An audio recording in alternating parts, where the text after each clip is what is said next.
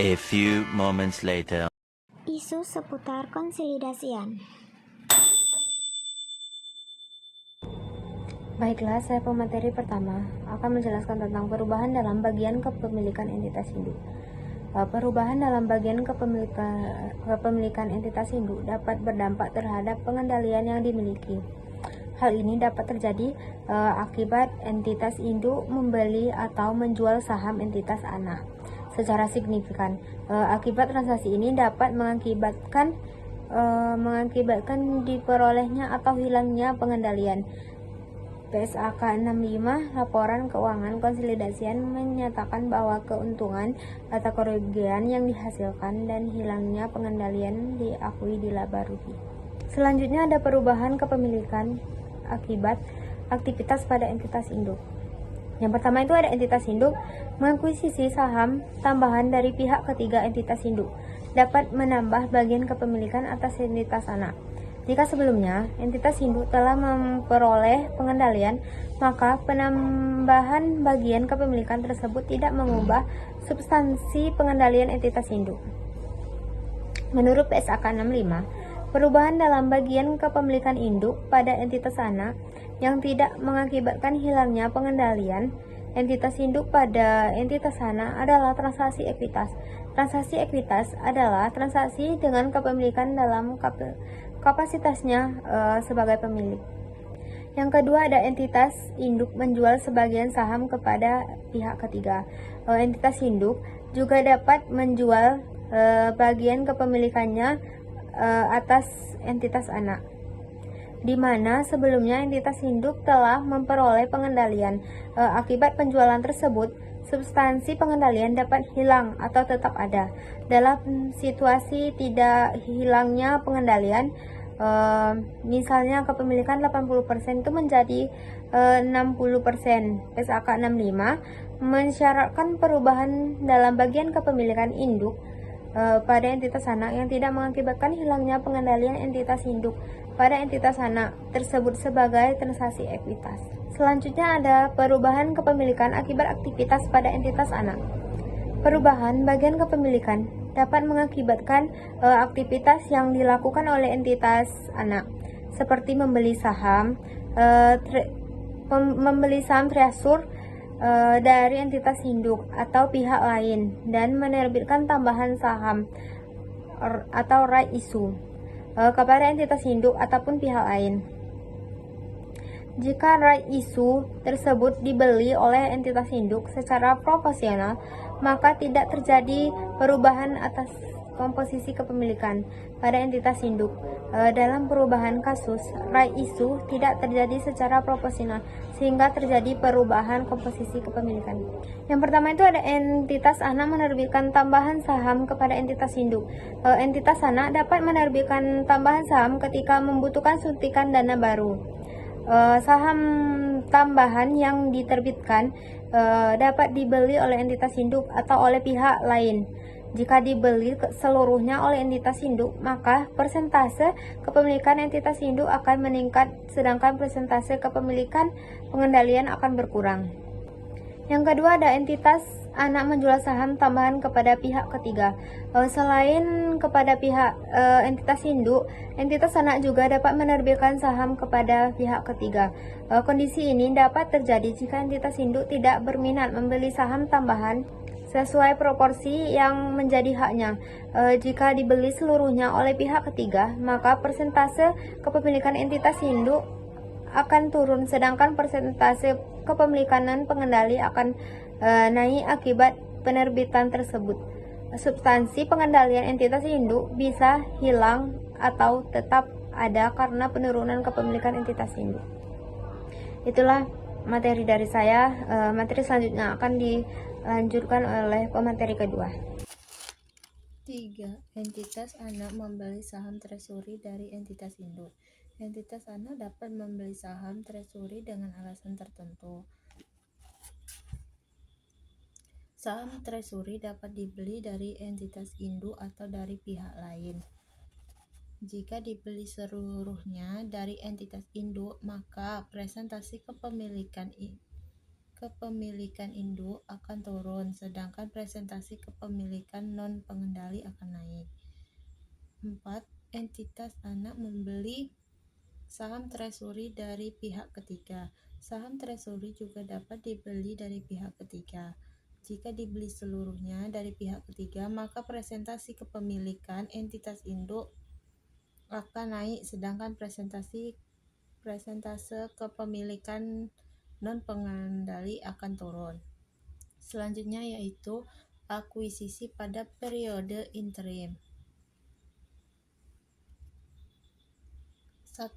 Perlakuan akuntansi. Akuisisi oleh entitas induk dan entitas anak terjadi pada periode interim memiliki dampak terhadap penyusunan laporan keuangan konsolidasian.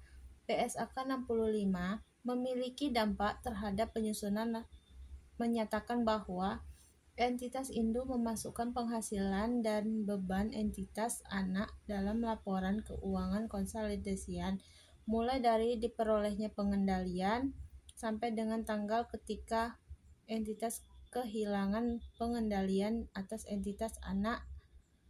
Yang selanjutnya yaitu jurnal eliminasi. Dalam proses konsolidasian laporan keuangan, entitas induk mendapatkan laporan keuangan audit entitas anak untuk periode 1 tahun penuh sejak awal tahun hingga akhir tahun, atau laporan keuangan tahunan, sehingga penghasilan dan beban sebelum tanggal akuisisi dalam laporan keuangan tersebut harus dieliminasi dalam kertas kerja konsolidasian. Jurnal eliminasi tersebut akan menyesuaikan nilai saldo laba pada tanggal akuisisi. Selanjutnya yaitu isu konsolidasian lainnya. Yang pertama yaitu saham preferen entitas anak. Prosedur konsolidasian mensyaratkan seluruh ekuitas entitas anak dieliminasi sehingga ekuitas konsolidasian adalah sama dengan ekuitas entitas induk. Jika entitas anak memiliki saham preferen yang dimiliki oleh kepentingan non-pengendali. 2. Dividen saham entitas anak. Ada kalanya perusahaan mengumumkan dividen dalam bentuk selain kas. Salah satunya adalah dalam bentuk saham atau yang dikenal dengan dividen atau saham bonus. Ketika perusahaan mengumumkan dividen saham, maka setiap pemegang saham akan mendapatkan bagian secara proporsional sehingga tidak terjadi perubahan komposisi antara pemegang saham pengendali dan non-pengendali. Jika entitas anak mengumumkan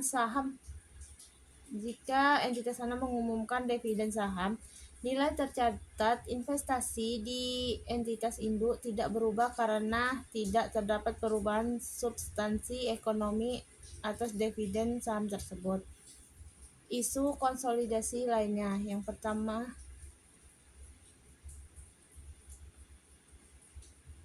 yang 3, pajak penghasilan pada laporan keuangan konsolidasian sesuai dengan ketentuan perpajakan di Indonesia dikenakan atas perorangan atau badan. Berdasarkan definisi badan, salah satunya adalah bentuk perseorangan terbatas atau badan hukum lainnya. Oleh karena itu, pajak dihitung dan dilaporkan oleh masing-masing badan entitas legal yaitu sesuai dengan nomor wajib pajak atau NPWP badan. Sekian dari saya, materi selanjutnya akan dilanjutkan pemateri ketiga. Baiklah, saya akan melanjutkan materi dari pemateri kedua. Di sini yaitu materinya adalah isu konsolidasian lainnya.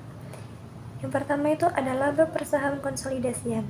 Berdasarkan PSAK 56, laba per saham, perhitungan laba per saham LPS, konsolidasian masih mengacu pada prinsip-prinsip perhitungan LPS untuk entitas tunggal.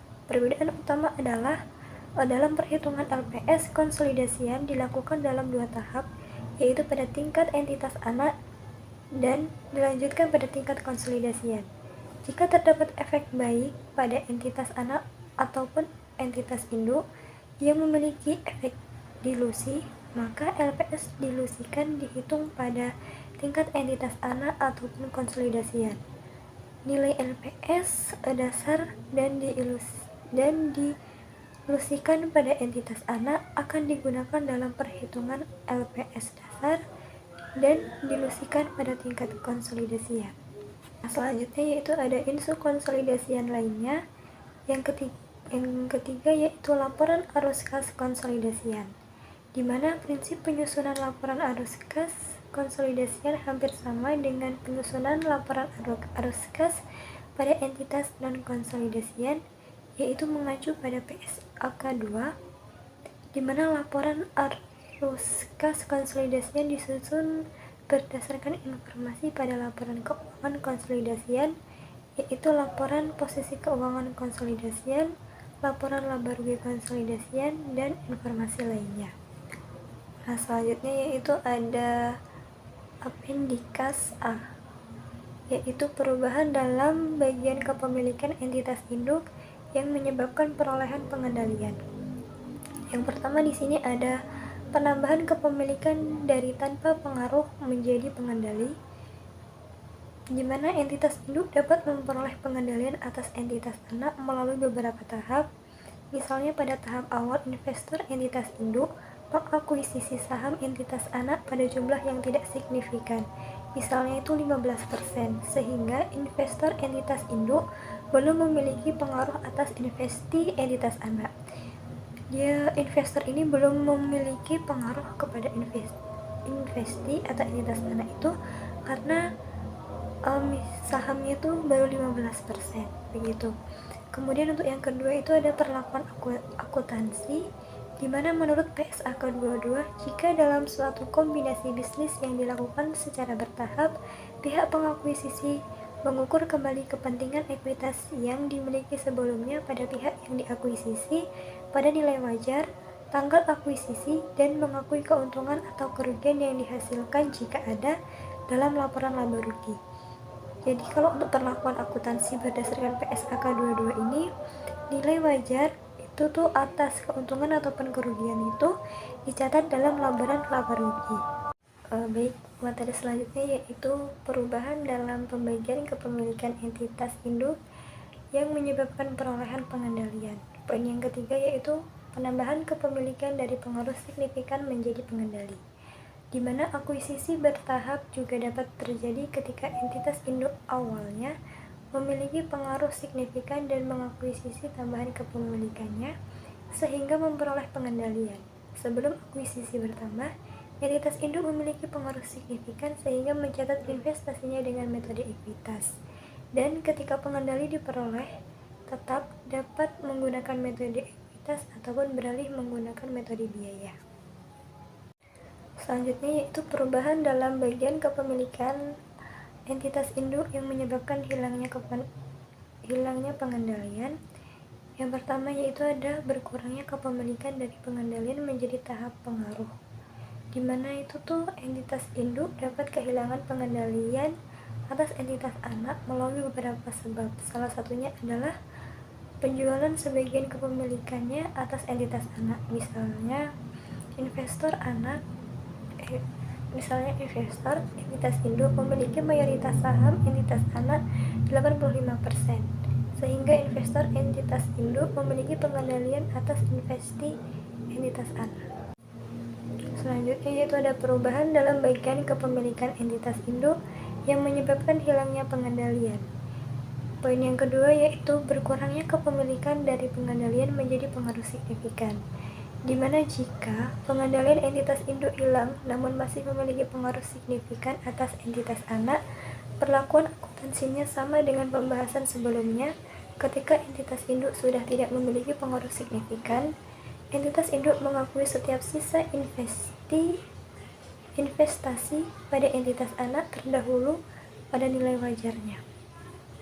Pada tanggal hilangnya pengendalian, entitas juga mengakui perbedaan apapun yang dihasilkan sebagai keuntungan ataupun kerugian dalam laba rugi yang didistribusikan kepada entitas induk.